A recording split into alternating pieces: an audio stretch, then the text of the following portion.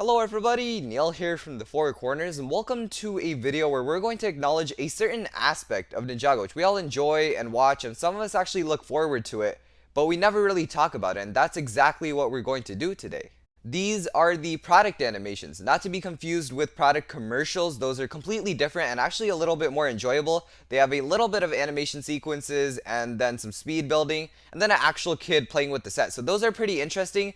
But those are not product animations. The product animations are a little bit full of 3D work and they're completely made up of CGI. There's nothing real about those, but they're still pretty cool and sometimes they tell a pretty cool story about each and every Ninjago set. LEGO has been doing these product animations for quite a while now. They started out on season 3 and they went all the way till season 7 consistently, and over the time they've been getting a little bit better each and every time quality wise. The product animations have better lighting.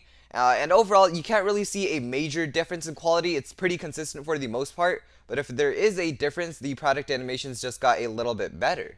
As for audio and everything, as long as it's only music and probably more engine noises from vehicles, it's fine. It kind of gets a little weird when they actually try to do human voices because they just have these mumbles and it sounds pretty weird on our Ninja, but overall, they're pretty good. There's nothing really bad to say about those. When the LEGO Ninjago movie came along though after season 7, you could see a huge boost in quality because it is the Ninjago movie and it looked a lot more real, and they kind of decreased the frame rate so it looks more like a stop motion, but it looked very good and the lighting was a lot better. I think the audio was also more pleasurable than it used to be. Season 8 did carry on this trend, but this time they did something different. They didn't have any background. It was just red and they had the characters riding their bikes and fighting it out.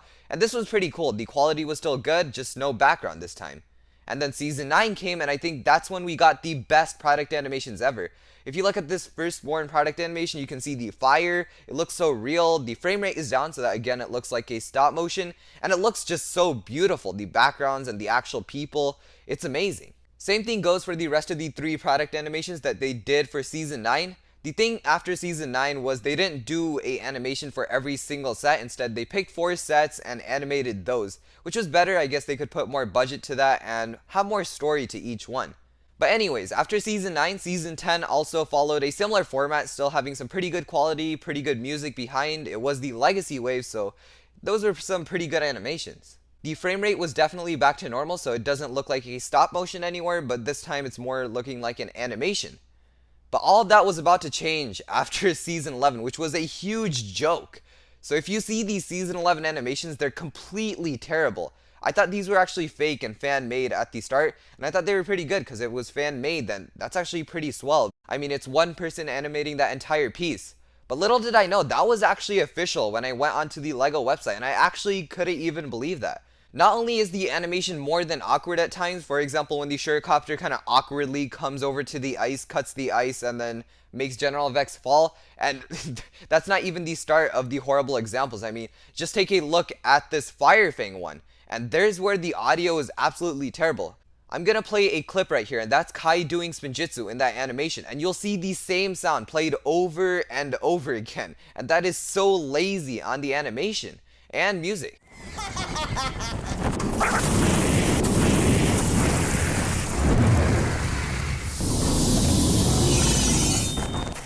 You see, the voices are weird this time, even the movement is weird this time, and that's actually kind of ironic because DHX, the new animation company for Ninjago, which came after season 11, and they animate the Ninjago season 11 episodes, they're actually really good at movements and they make fight scenes pretty interesting. But whatever animation studio animated these product animations, they didn't do a great job. Thankfully, after season 11, we got one really beautiful animation for Prime Empire, and that one looked really good. The lighting was great, the background was great, and even the music was pretty great as well. So that was definitely a huge step up from what we were getting from season 11, and then season 13 rolled along and gave us some pretty good animations as well. So at that point, it was pretty consistent. Then we had the Legacy Wave, which is pretty recent. This is 2021 here, and we got one animation so far for the Titan Mech. And while this Titan Mech animation isn't the worst, it's definitely not great. The movements look a little awkward again, apart from that one scene where the Titan Mech kind of ground pounds after it comes out of the ice. But it's still weird. The quality is good this time. I liked how the backgrounds looked. The lighting's okay, but the figures still look weird when they're moving along. For season 14, we don't have anything yet, but hopefully the quality is able to come back up and they're able to get a consistent style, because I really want these product animations to shine and not like kind of be good one season and bad the other. I mean, it's not really a big deal because at the end of the day, these are just animations that are trying to sell these sets a little bit more, and the actual sets are still completely fine. The actual content is still good, it's just that the advertisement isn't great. So it's not really a huge problem. It's just something I enjoy, and it would be nice to never see that season 11 product animation again, because that was so weird. Thank you for watching this video going through the history of product animations and shining a light on the horrible season 11 animations. And as usual, I'll see you in the next one. Bye bye.